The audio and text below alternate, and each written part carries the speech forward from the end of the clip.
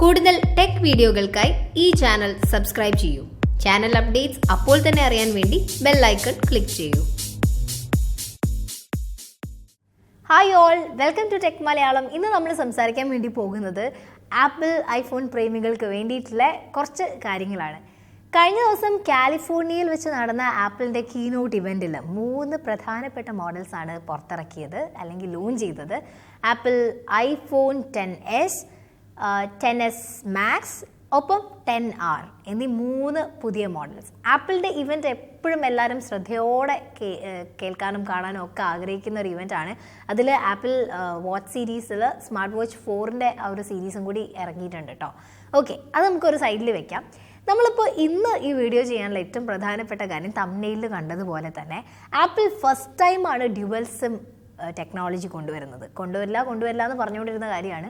ഇപ്പോൾ ഡ്യുവൽ സിമ്മിൽ തന്നെ വേറെ കുറച്ച് പ്രത്യേകതകളുണ്ട്. അതിൽ ഒന്ന് സാധാരണ സിമ്മും രണ്ടാമത്തേത് ഈ സിമ്മും ആയിരിക്കും, അല്ലെങ്കിൽ എംബഡഡ് സിം ആയിരിക്കും. 1991 ഒരു ജർമ്മൻ കമ്പനിയാണ് ആദ്യമായിട്ട് സിം കാർഡ് വികസിപ്പിച്ചത്. അതിനുശേഷം ഒരു ചേഞ്ചും ഇല്ലാണ്ട് സൈസിൽ വ്യത്യാസം വന്നിട്ടുണ്ട്, നാനോ സിമ്മും അങ്ങനെയുള്ള സൈസിലൊക്കെ പ്രത്യേകതകളും വിശേഷങ്ങളും സൈസ് ചേഞ്ചസ് ഉണ്ടെങ്കിലും വേറെ പ്രധാനപ്പെട്ട കാര്യപ്പെട്ട മാറ്റങ്ങളൊന്നും ഉണ്ടായിരുന്നില്ല. അപ്പോഴാണ് ഈ സിം എന്ന് പറഞ്ഞൊരു കൺസെപ്റ്റ് കൊണ്ടുവരുന്നത്. ആപ്പിൾ അല്ല ആദ്യമായിട്ട് ഈ ഒരു കൺസെപ്റ്റ് ഫോണിൽ കൊണ്ടുവന്നിരിക്കുന്നത്. 2016 സാംസങ്ങിൻ്റെ സ്മാർട്ട് വാച്ചസിലും പിന്നെ ഗൂഗിൾ പിക്സൽ 2 ഫോണുകളിലും ഈ സിം ടെക്നോളജി യൂസ് ചെയ്തിട്ടുണ്ട്. ഓക്കെ, ബാക്ക് ടു ഈ സിം. എന്താണ് ഈ സിം? ഈ സിമ്മിൻ്റെ ഗുണങ്ങൾ എന്തൊക്കെയാണ് ഇതിൻ്റെ ഒരു നെഗറ്റീവ് സൈഡ്സ്, അല്ലെങ്കിൽ എന്താണ് ഇതിൻ്റെ ആശങ്കകൾ? ഇത്രയും കാര്യങ്ങളാണ് നമ്മൾ ആദ്യം സംസാരിക്കാൻ വേണ്ടി പോകുന്നത്. അതിനുശേഷം നമുക്ക് ഈ 3 ഫോൺസ് ഒന്ന് ജസ്റ്റ് കമ്പയർ ചെയ്യാം, ഒരു ക്വിക്ക് വ്യൂ ചെയ്യാം. ഇപ്പോൾ ഫസ്റ്റ് തിങ് എന്ന് പറയുന്നത് എന്താണ് ഈ സിം? ഈ സിം എന്ന് പറഞ്ഞിട്ടുണ്ടെങ്കിൽ എംബഡഡ് സിം. ഫോണിൻ്റെ കൂടെ തന്നെ ഹാർഡ്വെയറിൻ്റെ കൂടെ തന്നെയായിരിക്കും ഈ എംബഡഡ് സിം ഉണ്ടായിരിക്കുക. അതായത് നമ്മൾ സാധാരണ ചെയ്യുന്നത് പോലെ ഫോണിലേക്ക് സിം ഇടാനും എടുത്ത് മാറ്റാനും ഒന്നുമുള്ള പ്രശ്നങ്ങളില്ല. ഇതിൽ ഓൾറെഡി ഹാർഡ്വെയറിൽ ഈ ഒരു സാധനം ഫിക്സ്ഡ് ആയിരിക്കും. പിന്നെ നമ്മൾ ചെയ്യേണ്ടത്, നമ്മളൊരു പുതിയ സിം കാർഡ് അല്ലെങ്കിൽ ഒരു നമ്പർ എടുക്കുന്ന സമയത്ത് ആ ഒരു നമ്പർ ഈ ഫോണിലെ ഈ സിമ്മിലേക്ക് ചേഞ്ച് ചെയ്യുക, അല്ലെങ്കിൽ കസ്റ്റമർ ID അല്ലെങ്കിൽ സിം നമ്പർ വെച്ചിട്ട് ഈ സിം ആക്ടിവേറ്റ് ചെയ്യുക. ഫോൺ ആക്ടിവേറ്റ് ചെയ്യുക എന്നുള്ളൊരു പ്രവൃത്തി മാത്രം ചെയ്താൽ മതി. വളരെ സിമ്പിളായിട്ട് നമുക്കത് ചെയ്യാൻ വേണ്ടി പറ്റും. അതിൻ്റെ കുറേ ഗുണങ്ങളുണ്ട്. അതിൽ ഏറ്റവും പ്രധാനപ്പെട്ട ഒരു ഗുണം എന്ന് പറയുന്നത്, ആപ്പിൾ ഇപ്പോൾ പറയുന്നത് തന്നെയാണ്, ട്രാവൽ ചെയ്യുന്ന ആൾക്കാർക്ക് ഭയങ്കര ഒരു പ്ലസ് പോയിൻ്റ് ആയിരിക്കും. അപ്പോൾ ഇന്ത്യ കഴിഞ്ഞു, ഇനിയിപ്പോൾ വേറെ ഏതെങ്കിലും രാജ്യത്ത് പോവുകയാണ്, സപ്പോസ് അമേരിക്കയിലോ മലേഷ്യയിലോ സിംഗപ്പൂരിലോ, അവിടെയൊക്കെ പോകുമ്പോൾ ഇന്ത്യൻ സിം നമുക്ക് യൂസ് ചെയ്യാൻ പറ്റുമോ? ഇല്ല അല്ലേ? കോൾ ചെയ്യണമെങ്കിൽ ആ രാജ്യത്തിൻ്റെ ആ സിം തന്നെ യൂസ് ചെയ്യണം. അപ്പോൾ എന്ത് ചെയ്യുക? ഈ സിം ടെക്നോളജി ആയതുകൊണ്ട് തന്നെ നമ്മളൊരു സിം എടുത്തു കഴിഞ്ഞിട്ടുണ്ടെങ്കിൽ നമുക്ക് ഇങ്ങനെ ഒരു വിരൽ തൊടുന്ന ലാഘവത്തോടു കൂടി, അല്ലെങ്കിൽ വൈഫൈ പാസ്വേഡ് യൂസ് ചെയ്ത് നമ്മൾ നെറ്റ് എടുക്കുന്ന അത്രയും സിമ്പിളായിട്ട് നമുക്ക് ഈ സിം ആക്ടിവേറ്റ് ചെയ്യാൻ പറ്റും. കാരണം ഒരു വെർച്വൽ സ്പേസിലാണ് സിം വർക്ക് ചെയ്യുന്നത്. പുതിയ സിം എടുക്കാനും അത് ഇപ്പോൾ ഉള്ളത് ഊരി രണ്ടാമത്തത് ഇടാനും അതിൻ്റെ ഒരു ബുദ്ധിമുട്ടുകളും വരുന്നില്ല. അതുകൊണ്ട് തന്നെ ഫസ്റ്റ് ബ്ലെസ്സിങ് ആവുന്നത് ട്രാവലേഴ്സിനാണ്. ഇനിയിപ്പോൾ അത് മാറ്റി ഇന്ത്യയുടെ ഉള്ളിൽ തന്നെയുള്ള റോമിങ് ഇഷ്യൂസ് വരുന്ന സമയത്ത്, അല്ലെങ്കിൽ ഒരു സിമ്മിന് കൂടുതൽ ചാർജ് ഉണ്ടെങ്കിൽ, നമുക്ക് റേഞ്ച് കൂടുതലുള്ള സിം അല്ലെങ്കിൽ നല്ല പ്ലാനുള്ള സിമ്മുകളിലേക്കൊക്കെ പെട്ടെന്ന് നമുക്ക് നമ്മുടെ നമ്പർ പോർട്ട് ചെയ്യാനും ഭയങ്കര എളുപ്പമായിരിക്കും.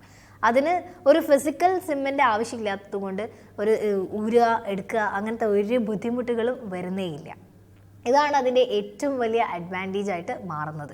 എവിടെയും പോകണ്ടയോ, കസ്റ്റമർ കെയറുമായിട്ട് അധികം ബന്ധപ്പെടേണ്ടയോ, ഒരു ബ്രാഞ്ച് പോകണ്ടയോ, അങ്ങനത്തെ ഇഷ്യൂസ് ഒന്നും അങ്ങനെ ഉണ്ടാവുന്നില്ല.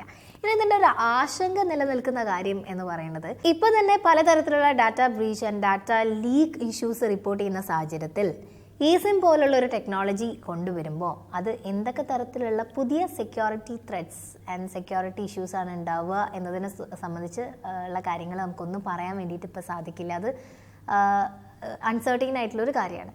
പിന്നെ വരുന്നൊരു ആശങ്ക എന്ന് പറയുന്നത്, നമ്മൾ യൂസ് ചെയ്യുന്ന ഫോൺ സിം എംബഡഡ് ആയിട്ടുള്ളൊരു കാര്യമാണ്. അതായത് എംബഡഡ് സിമ്മാണ്, അതിൻ്റെ ഉള്ളിൽ തന്നെ ഉള്ള സാധനമാണ്.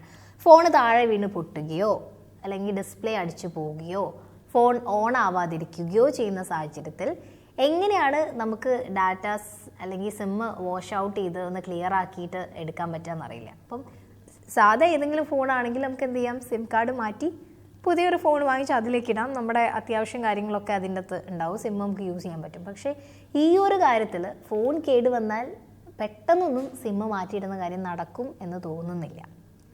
അപ്പോൾ ഇത്രയും കാര്യങ്ങളാണ് eSIM-നെ കുറിച്ച് പറയാനുള്ളത്. പക്ഷേ ഭയങ്കര ഈസി ആയിട്ട് നമുക്കിത് യൂസ് ചെയ്യാൻ പറ്റും എന്നുള്ളത് ഇതിൻ്റെ ഒരു ഗുണം കൂടിയാണ് കേട്ടോ. കാരണം സെറ്റിങ്സിൽ പോയതിന് ശേഷം സെല്ലുലാർ എന്നുള്ള ഓപ്ഷൻ എടുത്തിട്ട് ആഡ് സെല്ലുലാർ പ്ലാൻ എന്നുള്ള ഓപ്ഷൻ ടാപ്പ് ചെയ്ത് കഴിഞ്ഞാൽ നിങ്ങളുടെ നെറ്റ്വർക്ക് പ്രൊവൈഡർ അല്ലെങ്കിൽ ഇപ്പം ഏത് കണക്ഷനാണ് നിങ്ങൾ യൂസ് ചെയ്യുന്നത് അവരുടെ QR കോഡ് ഒന്ന് സ്കാൻ ചെയ്യുകയാണെങ്കിൽ ഫോൺ കണക്റ്റഡ് ആയി അത്ര സിമ്പിളായിട്ട് യൂസ് ചെയ്യാനും വേണ്ടി പറ്റും. അപ്പോൾ ഇത് ശരിക്കും ആക്ച്വലി എല്ലാവരും യൂസ് ചെയ്ത് തുടങ്ങിയിട്ടില്ല. ഇതൊരു ലേറ്റസ്റ്റ് ടെക്നോളജി ആണെന്ന് തന്നെ നമുക്ക് പറയാം. ഇത് കറക്റ്റായിട്ട് യൂസ് ചെയ്ത് വന്നാലേ അതിൻ്റെ ഗുണങ്ങളും അതിൻ്റെ നെഗറ്റീവ്സും യഥാർത്ഥത്തിൽ നമുക്ക് മനസ്സിലാക്കാൻ വേണ്ടി സാധിക്കും. ഇനി നമുക്ക് ആപ്പിളിൻ്റെ ലേറ്റസ്റ്റ് ആയിട്ടുള്ള 3 മോഡൽസിനെ കുറിച്ച് പറയാം. Apple 10s, 10s Max and 10R. ഈ 3 മോഡൽസിനെ വെച്ച് കമ്പയർ ചെയ്യുമ്പോൾ കുറച്ചുകൂടി അഫോർഡബിൾ ആയിട്ടുള്ള മോഡൽ 10R ആണെന്നാണ് കമ്പനി പറയുന്നത്. പക്ഷേ ഈ പ്രൈസസ് വെച്ച് നോക്കുന്ന സമയത്ത് 10R ഉൾപ്പെടെ ആപ്പിളിൻ്റെ ലേറ്റസ്റ്റ് മോഡൽസൊക്കെ തന്നെ സൂപ്പർ പ്രീമിയം റേഞ്ചിലേക്ക് കടന്നിരിക്കുകയാണ്. അത്രയും പ്രൈസ് വരുന്നുണ്ട്. അഫോർഡബിൾ എന്നുള്ളത് $750 ആണ് കേട്ടോ 10Rന് വരുന്ന പ്രൈസ്. ഓക്കെ, ഇനി നമുക്കിതിൻ്റെ മോഡൽസിനെ കുറിച്ച് പറയുകയാണെങ്കിൽ A12 ബയോണിക് ചിപ്പാണ് ഇതിൽ യൂസ് ചെയ്തിരിക്കുന്നത്.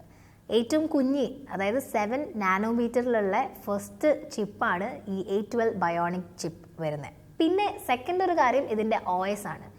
OS വരുന്നത് iOS 12-ലാണ് 3 ഫോണുകളും വരുന്നത്. ഇനി ഇതിൻ്റെ ഡിസ്പ്ലേനെ കുറിച്ചും ക്യാമറയെ കുറിച്ചും ഒക്കെ നമുക്ക് പറയാനുണ്ട്.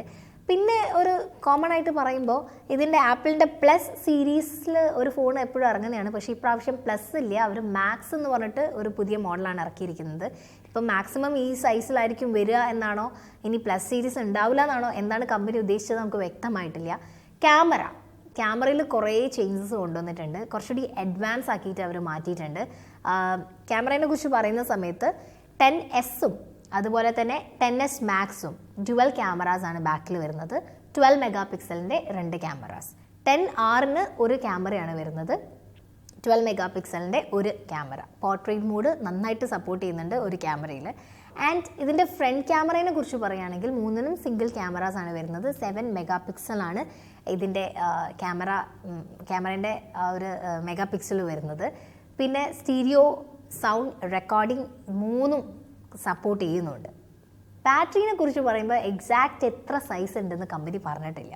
ആക്ച്വലി പ്രൈസിൻ്റെ കാര്യത്തിൽ കുറച്ച് കൂടിപ്പോയില്ലേ എന്നുള്ളൊരു സംശയമുണ്ട്. ആൻഡ് സെക്കൻഡ് തിങ്, ഈ ഡ്യുവൽ സിം ടെക്നോളജി അല്ലെങ്കിൽ eSIM-ഉം സാധാ സിമ്മും കൂടി വരുന്ന ഒരു ടെക്നോളജി ആദ്യമായിട്ട് ആപ്പിൾ കൊണ്ടുവരുമ്പോൾ ഇത് ഇന്ത്യൻ ചൈനീസ് മാർക്കറ്റുകളെ ലക്ഷ്യം വെച്ചുകൊണ്ടല്ലേ എന്ന് നമ്മൾ വിലയിരുത്തേണ്ടിയിരിക്കുന്നു. ബിക്കോസ് ഈ മാർക്കറ്റുകളിൽ നമ്മളൊക്കെ ഏറ്റവും കൂടുതൽ യൂസ് ചെയ്യുന്നത് ഡ്യുവൽ സിം ആണ്. ഇപ്പം യൂറോപ്യൻ കൺട്രീസിനെ പോലെയല്ല. അതുകൊണ്ട് തന്നെ നമ്മളെയൊക്കെ ലക്ഷ്യം വെച്ച് കുറച്ചുകൂടി നമ്മളെ മാർക്കറ്റിലേക്ക് വരിക എന്നുള്ള ആ ഒരു ഇൻഫ്ലുവൻസ് എത്തിക്കുക എന്നുള്ള ലക്ഷ്യത്തോടെയാണെന്ന് തോന്നുന്നു ഈ പ്രാവശ്യത്തെ മോഡൽസൊക്കെ ഇറക്കിയിരിക്കുന്നത്. എനിവേസ് കൂടുതൽ ഡീറ്റെയിൽസ് ഇനി വന്നുകൊണ്ടിരിക്കുന്നേ ഉള്ളൂ. ആപ്പിളിൻ്റെ ഈ 10s-ഓ 10s Max-ഓ 10R-ഓ ഒക്കെ വാങ്ങിച്ച ആരെങ്കിലും ഉണ്ട്, അല്ലെങ്കിൽ വാങ്ങിക്കാൻ ആഗ്രഹിക്കുന്ന ആരെങ്കിലും ഉണ്ട്, ഇനി വാങ്ങിക്കേ ഇല്ല എന്ന് ആഗ്രഹിക്കുന്ന ആരെങ്കിലും ഉണ്ട്, ഇനി ഈ പ്രാവശ്യത്തെ കീനോട്ട് ഇവൻറ്റിനെ കുറിച്ച് എന്തെങ്കിലും അഭിപ്രായം പറയാനുള്ള ആരെങ്കിലും ഉണ്ടെങ്കിൽ ഫീൽ ഫ്രീ, നിങ്ങൾക്ക് കമൻറ്റ് സെക്ഷനിൽ നിങ്ങളുടെ അഭിപ്രായങ്ങൾ രേഖപ്പെടുത്താം. അപ്പം ടെക് മലയാളത്തിൻ്റെ ഇന്നത്തെ വീഡിയോ ഇവിടെ വൈൻഡപ്പ് ചെയ്യാണ്. നെക്സ്റ്റ് ഒരു നല്ല ടോപ്പിക്കിൽ നമുക്ക് കാണാം. അതുവരെ ബൈ.